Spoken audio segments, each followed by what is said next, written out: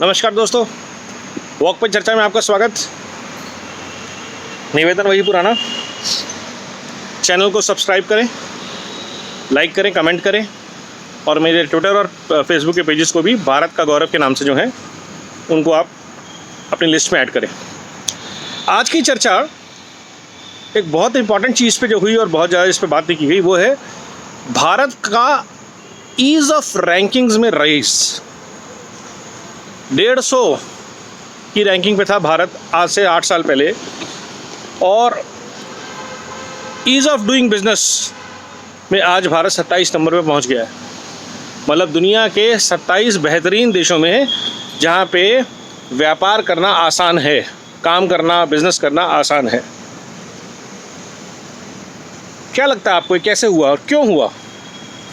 कौन लोग थे जो व्यापारियों को, और हैं जो लोग व्यापारियों को, बिजनेसमैन को, एंटरप्रेन्योर्स को, इंडस्ट्रिस्ट को नीचा दिखाना चाहते हैं, भ्रष्ट दिखाना चाहते हैं, करप्ट दिखाना चाहते हैं? इन लोगों ने पिछले 60 साल में देश को ये दिखाया कि व्यापारियों को जब तक हम प्रताड़ित नहीं करें, उनके ऊपर टैक्सों का बोझ ना ला दें, उनके ऊपर छापे ना डालें, तब तक व्यापारी निरंकुश हो जाते हैं। और मोदी सरकार ने क्या किया? मोदी सरकार ने 8 साल में काम किया ईज़ ऑफ डूइंग बिजनेस पर, जैसे कि जीएसटी, जैसे कि फास्ट टैक्स, जैसे कि लोन्स और लोन्स की रिकवरी, जैसे कि टाइमली टैक्सेशन और टैक्सेशन के रिफंड्स, जैसे कि transparency of zero harassment almost to 90% of businesses because of they belong to MSMEs and small sector.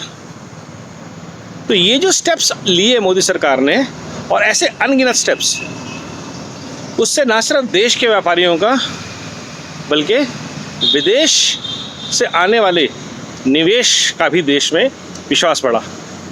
PLI scheme, आत्मनिर्भर भारत, इसका एक बहुत बड़ा उदाहरण है, जहाँ देश की बड़ी से बड़ी कंपनियाँ, जो मोदी सरकार ने 5-6 साल मेहनत करी 2014 से 2019 तक, उसका हमें फ़ायदा हुआ 2020 और 21 में, जब पूरी दुनिया कोरोना महामारी से जूझ रही थी और भारत ने PLI स्कीम्स लॉन्च करी, आत्मनिर्भर भारत, वोकल फॉर लोकल के लिए।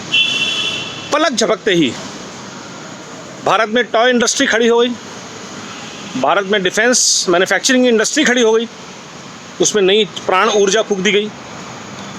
भारत में मोबाइल्स बनने की रफ्तार कई गुना बढ़ गई। दुनिया की बेहतरीन कंपनियां, एप्पल से लेकर के हर कोई आज इंडिया में मोबाइल बना रहा है या आने को आतुर है। दुनिया की सबसे बेहतरीन ऑटोमोबाइल कंपनीज़ जो अपने आप को कॉम्पिटिटिव रखना चाहती हैं, वो इंडिया में हैं या इंडिया से जा रही हैं, जो काम नहीं कर पाई। तो ईज़ ऑफ डूइंग बिजनेस में मेरिटोक्रेसी का बहुत बड़ा योगदान। इंडियन बिजनेसेस आसमान छूते हुए, डिमांड इतनी ज़्यादा है कि सप्लाई मीट नहीं कर पा रही है, चाहे वो कार्स की सप्लाई हो, चाहे वो मोबाइल्स की सप्लाई हो, चाहे वो किसी तरह की भी गुड्स हो। तो भारत एक बहुत बड़ा बाज़ार सबके लिए बन के उभरता हुआ। और इन सब के पीछे जो सबसे बड़ा प्रेरणा स्रोत है, जो नंबर पर आया 27 नंबर पे, वो है ईज़ ऑफ डूइंग बिजनेस। जब व्यापारियों को आप प्रताड़ित करना बंद कर देंगे और धन क्रिएशन, वेल्थ क्रिएशन के प्रोसेस को आप नेगेटिव नहीं, अच्छा मानेंगे, तो देश आगे बढ़ेगा। लक्ष्मी का आदर होगा, सरस्वती का आदर होगा। जहाँ लक्ष्मी और Saraswati, knowledge and wealth work together, that becomes a knowledge economy, and India is on the path of becoming a Lakshmi Saraswati working together kind of economy. Knowledge और wealth, knowledge creating wealth and wealth creating knowledge. क्यों नहीं हो पा रहा था ये? क्योंकि करोड़ों रुपया जो आज खातों में जा रहा है, लोगों के बेनिफिट्स के लिए जा रहा है, वो नेताओं की जेब में जा रहा था। जो भारत में आज डिफेंस इक्विपमेंट बन रहे हैं, वो बाहर से बन के आते थे और उसमें 20, 30, 40% तक लोगों का कट होता था, जिससे कि लोगों के 5 स्टार होटल बने हैं, रियल इस्टेट प्रोजेक्ट बने हैं, और ये हर क्षेत्र में था। राशन का पैसा खाते थे लोग, हाईवेज़ के पैसे खा जाते थे। आज की डेट में वो सब व्यापार जिसकी वजह से एक व्यापारी बदनाम था, वो सब को गोरख धंधे, काले धंधे बंद हो गए हैं।